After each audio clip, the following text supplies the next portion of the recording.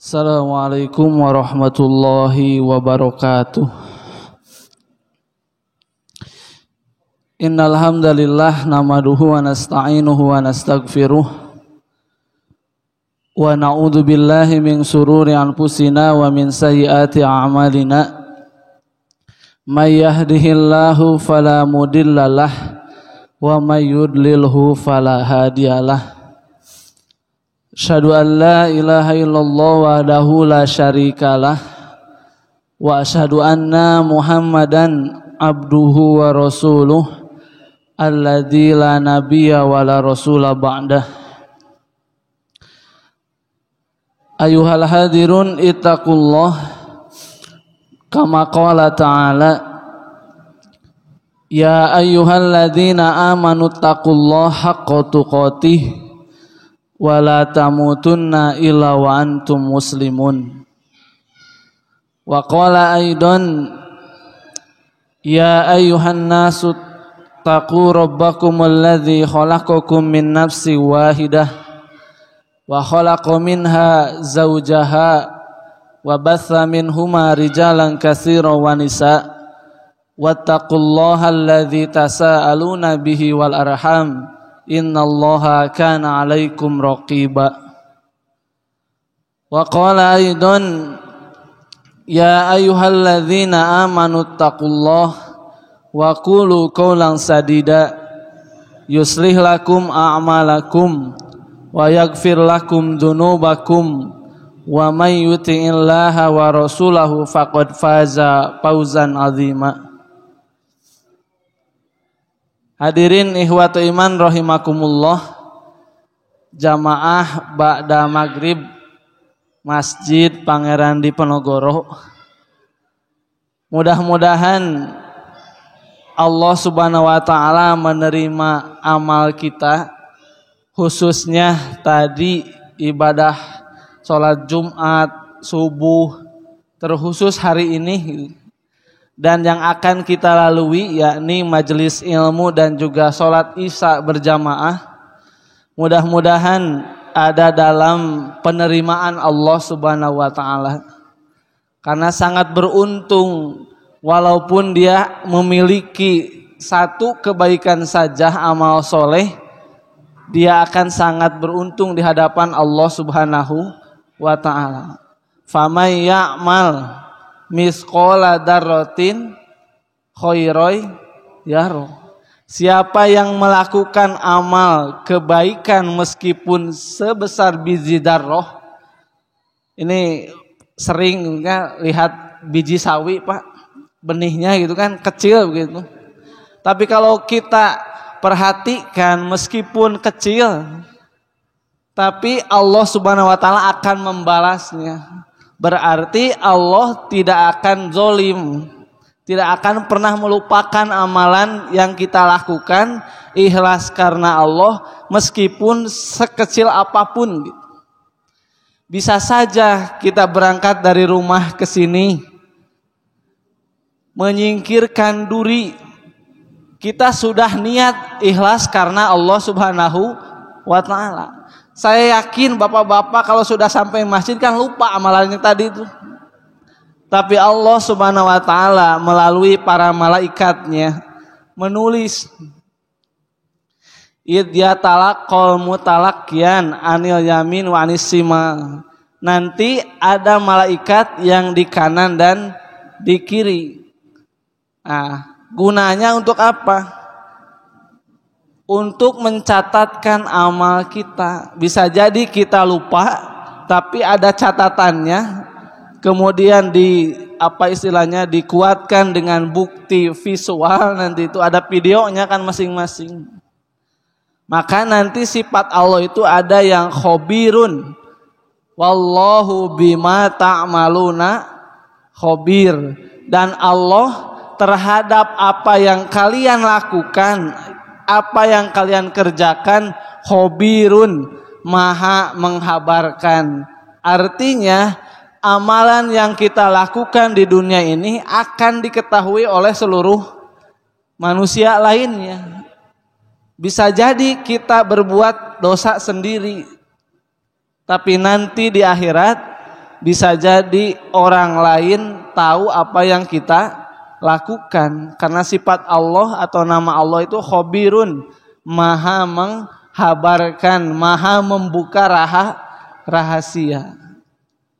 Ikhwatu iman rahimakumullah, tentu yang kita harapkan dan yang kita inginkan adalah ketika dibuka di hadapan manusia seluruhnya, dari mulai Nabi Adam sampai manusia terakhir, yang ingin kita perlihatkan tentu amal yang soleh dibuka oleh Allah itu. Begitu kan? Saya yakin tidak ada manusia yang ingin dilihat oleh manusia yang lainnya amalan jeleknya, tidak mungkin.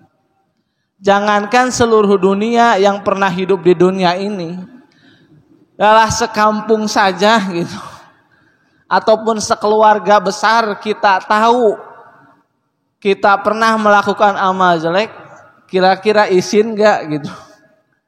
Tentu jawabannya sangat malu gitu. Itu baru tingkat dunia dan baru tingkat kampung, keluarga, apalagi di hadapan Allah Subhanahu wa ta'ala. Kira-kira kalau kita depan keluarga masih bisa ngelak atau tidak? Masih bisa. Karena kita dibantu oleh teman kita yang paling setia, yakni mulut kita. Kan pandai berbohong gitu. Makanya kan pengacara kalau tidak pandai bicara bukan pengacara. Ayo atau iman rahimakumullah, nanti dalam surat Yasin kan jelas, al-yauma nakhtimu ala afwahihim, pada hari ini, maksudnya pada hari kiamat. Nakhtimu, kami akan menutup, khotama, menutup, afwahihim, mulut-mulut mereka. Maka nanti di hari kiamat teman kita sejati mulut gitu, tidak akan pernah membantu kita sedikit pun karena dikunci oleh Allah Subhanahu wa ta'ala.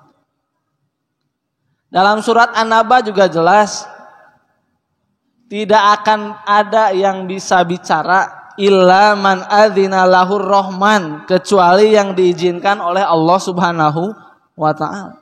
Makanya pantas kalau di akhirat nanti suami pergi dari istrinya, istri pergi dari suaminya, anak pergi dari bapaknya. Karena pantas, tidak ada yang dipikirkan pada hari itu kecuali dirinya masing-masing. Makanya dalam ayat lain disebutkan, sekembar apapun, sebanyak apapun kembar gitu, 3, 5, tetap mereka datang kepada Allah furoda, sendiri. Jadi meskipun lahirnya 3 gitu, kembar, tetap datang ke Allah tuh cuma seorang-seorang. Di hadis disebutkan, walaisa turjumanun, tidak ada penterjemah. Jadi bapak ngobrol dengan Allah tidak ada penterjemah, karena bahasa semuanya dari siapa? Dari Allah Subhanahu wa ta'ala. Jadi jangan pesimis gitu, nggak bisa bahasa Arab, nggak akan masuk surga semuanya juga. Meskipun orang Jawa, orang Sunda nggak bisa bahasa Arab masuk surga, karena otomatis nanti tidak ada kursusnya gitu. Ke surga harus bisa bahasa Arab, karena otomatis orang beriman nanti di hari kiamat mereka akan menggunakan bahasa Quran, yakni bahasa Arab, meskipun orang Jawa. Ya nanti di akhirat itu tidak ada yang dikatakan kecuali Assalamualaikum illa kilang salama. Nah, ikhwata iman rahimakumullah, dengan hadirnya kita di sini, ini jadi ikhtiar, jadi upaya kita. Ini loh amalan kita yang akan istilahnya dilaporkan, dibanggakan di hadapan Allah Subhanahu wa ta'ala. Sering atau mungkin kita tidak sadar bahwa baju yang kita pakai, celana yang kita pakai, sendal yang kita pakai saat ini untuk beribadah akan jadi saksi di hadapan Allah Subhanahu wa ta'ala. Masker bapak-bapak mungkin yang dipakai itu Mungkin kita nganggapnya sepele gitu, sekali pakai buang ke sampah. Padahal bisa jadi masker yang kita buang ini akan jadi saksi di hadapan Allah Subhanahu wa ta'ala. Makanya ikhwatul iman rahimakumullah, akan sangat bangga sekali, akan sangat bahagia sekali kalau kita banyak amal soleh yang bisa dibanggakan di hadapan Allah Subhanahu wa ta'ala. Mungkin bapak-bapak dulu yang istilahnya meminang istrinya kan bawa ke mertua kan yang membanggakan, Pak. Tidak mungkin bawa barang-barang yang tidak membanggakan. Ini apalagi bertemu dengan Zat Khalik pencipta kita gitu, yang sudah begitu baiknya kepada kita. Kita kan ke orang tua istri gitu kan, ke mertua kan cuma ngasih anaknya doang gitu. Padahal Allah Subhanahu wa ta'ala sudah memberikan kebaikan kepada kita dari mulai sebelum bapak lahir, dari mulai sebelum diciptakan kan sudah dituliskan takdirnya. Itu bukti kebaikan dari Allah Subhanahu wa ta'ala. Maka pantas kita untuk bersyukur, berterima kasih kepada Allah Subhanahu wa ta'ala. Padahal kalau mau bersyukur kan enak sebenarnya. Kata Allah itu kan la in syakartum la azidan aku. Kalau kamu bersyukur pasti, pakai lamnya itu lam taukid kalau dalam bahasa Arab. La azidannakum, nunnya juga ditasdid. Nun taukid juga sama, pasti kami akan menambahnya. Wala in kafartum. Nah ini beratnya. Dan jika kamu mengkufuri, artinya menutup nikmat dari Allah untuk berbuat kebaikan, inna azabi lasyadid. Sesungguhnya adabku sangat pedih. Bukan diambil, bukan dikurangi, tapi langsung disiksa oleh Allah Subhanahu wa ta'ala. Jadi ikhwatul iman rahimakumullah, rumusnya sebenarnya gampang. Kalau kita meyakini kita ini diberi kenikmatan oleh Allah Subhanahu wa ta'ala, kemudian kita syukuri nikmat Allah Subhanahu wa ta'ala, pasti akan ditambah oleh Allah Subhanahu wa ta'ala. Karena nanti nikmat yang kita miliki saat ini kan tugasnya bukan buat dihitung gitu, tapi untuk disyukuri. Karena dihitung pun ya tidak akan pernah terhitung. Allah sudah menjamin. Kan gitu. Wa in ta'uddu nikmatallahi la tuhsuha. Jika kamu menghitung nikmat Allah tidak akan pernah terhitung. Bapak-bapak jangankan dari masa kecil lah. Dari usia sekarang minimal 60 ya gitu. Dari 50 ke 60 kira-kira nikmat Allah mana yang kurang gitu. Nikmat Allah mana yang tidak sampai gitu. Pasti semuanya sampai, karena Allah tidak mungkin dolim gitu. Meskipun dia berbuat maksiat kan rezeki masih dikasih gitu. Meskipun dia dolim rezeki dikasih. Tapi yang bedanya ada yang syukur, ada yang tidak bersyukur. Padahal rumusnya gampang, tinggal disyukuri, jangan dihitung gitu. Karena nanti pusing menghitung nikmat Allah dari semenjak kita dalam kandungan gitu. Lewat apa istilahnya ASI ibu, kalau bayar berapa Pak? Belum lahirnya kita, belum spare part kita. Spare part itu anggota tubuh kita kan, kalau beli di dokter berapa? Ini jangankan beli kulit, cuma operasi plastik gitu, biayanya kan luar biasa gitu. Tapi Allah mengasih kepada kita dengan gratis, dengan cuma-cuma. Cuma kata Allah harus disyukuri dengan cara ya beribadah kepada Allah di setiap waktu. Ya kalau amalan ibadah yang paling utama kan sesuai waktunya. Kalau adzan duhur berarti amal yang paling utama adalah sholat duhur. Itu bukan nyari nafkah dan lain sebagainya. Nah, ikhwatul iman rahimakumullah, sudah saya sampaikan tadi, mudah-mudahan kita hadirnya di tempat ini jadi ikhtiar, jadi bukti kepada Allah Subhanahu wa taala bahwa raga yang kita pakai kali ini, umur yang kita sisihkan di tempat ini jadi saksi di hadapan Allah Subhanahu wa taala. Mudah-mudahan kalau para ustadz sudah menyebutkan kalau ada temannya yang masuk neraka kan digolei gitu Pak. Dikasih kesaksian kepada Allah bahwa sahabat saya ini bareng ke masjidnya gitu, tiap subuh ketemu gitu. Tiap duhur juga ketemu begitu.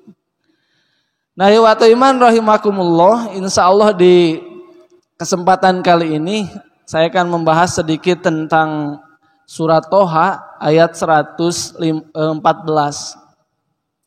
A'udzubillahi minasyaitonirrajim. Fata'ala Allah, maha tinggi Allah, Al-Maliku yang maha menguasai, yang maha merajai, Al-Haqqu yang maha benar. Jadi dikasih dua sifat Pak Allah di sini, Al-Maliku dan Al-Haq. Dan yang ketiga yakni Ta'ala, Allah maha tinggi. Jadi kalau ada manusia ngaku Tuhan, sebenarnya kan logika kita tuh ingin menyamakan dirinya dengan Allah Subhanahu wa taala. Padahal kan Allah tuh Ta'ala, maha tinggi. Al-Aliyu kalau di isim ini kan isim apa? Fa'il. Al-Aliyu, Allah maha tinggi. Maka dolim kalau ada manusia mengaku sebagai Tuhan. Bapak aja gitu ya, orang kaya gitu, contoh orang kaya disamain sama orang miskin, marah nggak? Wah kamu itu kaya tapi sama gitu sama contoh tukang mulung, pasti marah dia. Kenapa? Karena dia tidak ingin disamakan, derajatnya tinggi, derajatnya punya orang berada gitu, disamakan dengan orang yang tidak punya. Atau jangankan kekayaan, di kita kan masih tersinggung ketika nggak disebut haji begitu. Banyak kan di kita orang yang tidak disebut haji jadi rada minder gitu, apa rada sensi gitu. Padahal ihwatu iman rahimakumullah, ini Allah Subhanahu wa taala dibandingkan dengan manusia. Contoh dalam sejarah ada yang namanya Fir'aun. Fir'aun ini kan mengaku ana rabbukumul a'la, saya ini adalah Tuhan paling tinggi. Tapi ternyata matinya cuma oleh air gitu, tenggelam.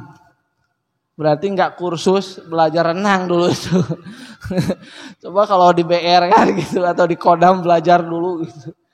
Nah, iwatu iman rahimakumullah, apa pantas ketika Tuhan tenggelam? Apa pantas Tuhan mati karena tenggelam oleh air lautan gitu? Orang yang cerdas pasti berpikir mana mungkin Tuhan mati kan begitu. Tuhan adalah orang yang zat yang mengurus seluruh alam semesta. Allah begitu panjang lebar di surat Al-Baqarah ayat kursi menjelaskan la ta'khudhuhu sinatu wala naum. Allah itu tidak ngantuk apalagi tidur. Bayangin Pak, kalau Allah ngantuk gitu. Bapak saja yang bawa mobil ngantuk gimana? Di tol nih Pak, 300 kecepatan 200 gitu atau 100 berapa. Kemudian ngantuk. Kira-kira apa yang terjadi? Minimal cuma istilahnya belok sedikit, maksimalnya kan nabrak. Lebih maksimal mati kan begitu. Ini apalagi kalau urusan dunia, Tuhan ngantuk. Kira-kira bumi mau muter enggak ini? Matahari bakal telat nanti. Matahari bakal telat kalau seandainya Allah ngantuk apalagi tidur gitu. Padahal Allah Subhanahu wa taala menjelaskan Allah menciptakan bumi dan langit ini hanya fi sittati ayyam, dalam 6 hari. Wa ma massana min lugub, dan Allah tidak mengalami atau tidak merasakan yang namanya capek. 6 hari Pak menciptakan seluruh alam semesta, bumi, Mars, Merkurius, Venus, matahari, bulan, bintang dan lain sebagainya, semua galaksi hanya dalam 6 hari. Tapi kata Allah, wa ma massana min lugub, kami tidak merasakan yang namanya sakit. Coba kalau manusia seharian aja nyangkul, bukan sehariannya siang gitu, bukan malamnya, dari pagi sampai maghrib, kira-kira malamnya bakal gimana itu? Pinggangnya kerasa encok gitu. Makanya manusia perlu yang namanya istirahat. Kira-kira Pak mau nggak menyembah manusia yang kayak begitu gitu? Fir'aun saja kan masih dilayani gitu. Butuh apa-apa dayang kan begitu, butuh apa-apa prajurit. Ini bukti bahwa manusia tidak mungkin istilahnya sama derajatnya dengan Allah Subhanahu wa ta'ala. Di Al-Ikhlas jelas, walam yakul lahu kufuwan ahad. Tidak ada satupun yang bisa menyerupai Allah dari segi derajat, dari segi kekuasaan, dari segi ilmu, tidak mungkin sama dengan Allah Subhanahu wa ta'ala. Maka Allah Subhanahu wa ta'ala marah ketika dia diibadahi dengan yang lainnya. Dia sholat tapi musyrik, dia sholat tapi masih percaya dengan yang lain. Tentu Allah sangat marah. Padahal kita nikmat di dunia ini dikasih oleh Allah Subhanahu wa ta'ala. Ibarat gampangnya seperti ini Pak. Bapak diurus atau bapak punya anak ngurus dari kecil Pak. Tapi sudah sukses bukan membahagiakan bapak tapi malah membahagiakan orang lain. Kira-kira perasaannya gimana Pak? Kita sudah pasti ngecap anak itu anak durhaka. Dari kecil diurus tapi ketika sudah sukses tidak berterima kasih. Sama Allah juga. Ketika dari mulai kecil kita sampai istilahnya usia seperti ini, tapi tidak beribadah dengan lurus kepada Allah Subhanahu wa ta'ala. Ikhwatul iman rahimakumullah, wala ta'jal bil Qur'an min qabli ayyuqdo ilaika wahyu. Ini mengajarkan pada Nabi Muhammad, wala ta'jal, jangan buru-buru bil Quran terhadap Al-Quran. Min qabli ayyuqdo ilaika wahyu, sebelum beres wahyu ini dibacakan oleh malaikat Jibril. Jadi Nabi Muhammad itu Pak, kalau nerima wahyu saking semangatnya gitu. Bukan apa istilahnya tidak sopan pada malaikat Jibril, bukan, tapi saking semangatnya baru satu kata sudah diikuti. Padahal instruksi dari Allah itu beres dulu satu ayat baru ikutin gitu. Ternyata Nabi Muhammad ini punya inisiatif sendiri karena terlalu mencintai Al-Qur'an gitu. Tapi ditegur oleh Allah Subhanahu wa taala, wala ta'jal, jangan buru-buru. Ini sama dengan surat Al-Qiyamah, la tuharrik bihi lisanaka litajala inna alaina jam'ahu wa qur'anah. Nabi Muhammad lisannya begitu ingin segera mengucapkan kata-kata atau firman Allah yang dititipkan oleh malaikat Jibril atau lewat malaikat Jibril. Wa qur rabbi zidni ilma, dan katakanlah olehmu Muhammad, Rabbi zidni ilma, ya Tuhanku mudah-mudahan engkau menambahkanku ilmu. Kenapa dalam ayat ini tidak ditambahkan harta, tidak ditambahkan istri banyak gitu Pak, tidak ditambahkan apa istilahnya pangkat yang tinggi gitu. Ini senada dengan kisah Nabi Sulaiman. Jadi para nabi itu kalau dikasih pilihan pasti milihnya ilmu. Kalau kita kan mending kuliah, mending duit. Kita tuh pasti milih duit, udah kelihatan gitu. Padahal kalau sudah memilih ilmu, apa yang tadi tidak dipilih akan mengikuti. Nabi Sulaiman sudah membuktikan itu ketika dikasih pilihan ilmu, wanita cantik, kerajaan sama kekayaan. Nabi Sulaiman milih ilmu. Akhirnya ketika sudah memilih ilmu, Ratu Balkis ngikut, 2 kerajaan jadi satu. Tentaranya bukan hanya manusia tapi jin dan hewan semuanya ikut tentara Nabi Sulaiman. Ini berarti apa yang kita doakan selama ini harusnya yang jadi fokus utama, rezeki penting. Tapi kalau tidak punya ilmu mencari rezeki gimana? Susah juga. Anak kita juga sama. Yang kita doakan mudah-mudahan anak kita itu menjadi anak yang berilmu. Karena nanti anak yang berilmu itu tentu ilmu dengan Allah Subhanahu wa taala akan terwujud menjadi anak yang soleh. Nanti anak yang soleh ini di dunia tidak akan kelihatan. Tidak mungkin kelihatan langsung gitu. Tapi anak yang soleh ini nanti kelihatannya akan menenteramkan jiwa gitu. Bapak kan senang gitu lihat anaknya ke masjid, baca Quran gitu kan. Daripada nongkrong gak jelas gitu. Enak gitu lihat anak ke masjid, sholat 5 waktu. Ketika wirid Pak, apa yang dibaca? Robbik firli wali walidaya warhamhuma kama robbayani sogir. Yang akan dinoakan anak yang punya ilmu, artinya tadi yang soleh, akan mendoakan orang tuanya. Robbik firli, ya Allah ampuni aku. Warhamhuma. Nah, Allah juga mudah-mudahan merahmati keduanya kan gitu.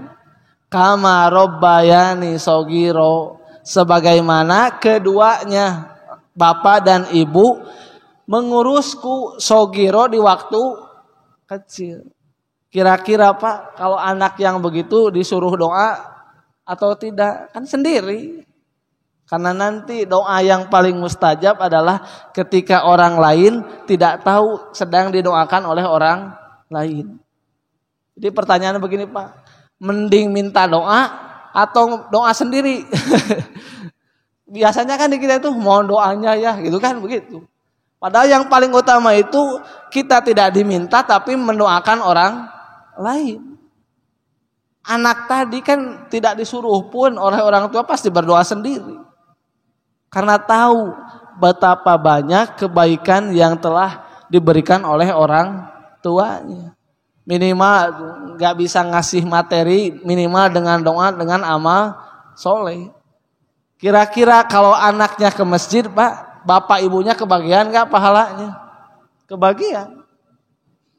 Baju yang diberikan bapaknya, contoh gamis ataupun koko, dipakai sholat, kira-kira pahala bapaknya kebagian gak itu bapaknya? Kan kebagian. Makanya dalam Islam nanti ada istilahnya infak dengan yang bagus, insya Allah nanti digunakan juga dengan yang bagus. Nah ihwatu iman rahimakumullah, kalau kita ambil kesimpulan dari ayat tadi, ternyata yang pertama fata'alallahul malikul haq ini sedang menjelaskan tauhid asma wa sifat, tauhid nama dan sifat Allah. Allah itu Ta'ala maha tinggi, Allah itu Al-Malik yang maha kuasa, Allah Al-Haq, Allah maha benar. Ini asma wa sifat. Ini adalah ilmu tertinggi, ilmu tauhid kan. Jadi setinggi apapun seorang punya gelar, kalau tidak bertauhid kepada Allah Subhanahu wa taala tidak ada apa-apanya ilmunya.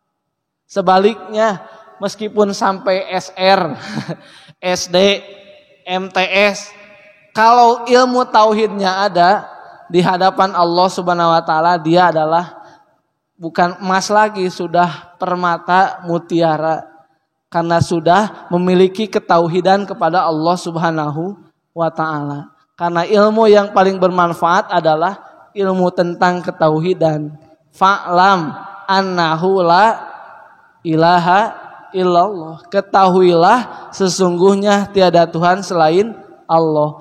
Kedokteran, pertanian, fisika, kalau tidak mengantarkan kepada la ilaha illallah, tidak ada apa-apanya. Jadi kedokteran kalau tidak nyangkut ke la ilaha illallah tidak ada apa-apanya. Akuntansi juga sama, matematika juga sama.